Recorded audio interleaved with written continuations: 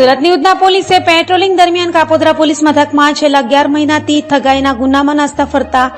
મહાઠગ આરોપીને ઝડપી પાડી તેનો કબજો કાપોદ્રા પોલીસને સોંપવાની તજવીજ હાથ ધરી હતી।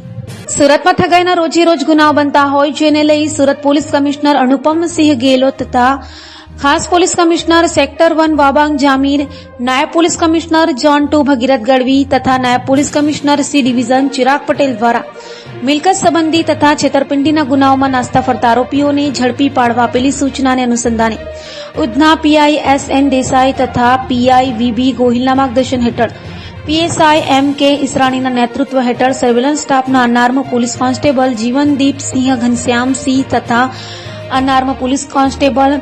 વિક્રમ રૂખડભાઈ અને અનાર્મ પોલીસ કોન્સ્ટેબલ વિજયજી શ્રવણજીએ કાપોદ્રા પોલીસ મથકમાં ઠગાઈના ગુનામાં છેલ્લા 11 મહિનાથી નાસ્તા ફરતા મૂળ રાજસ્થાનના ચુરુનો અને હાલ સારોલીમાં રહેતા પ્રેમ સુખ જગદીશ પ્રસાદ સ્વામીને ઝડપી પાડી તેનો કબજો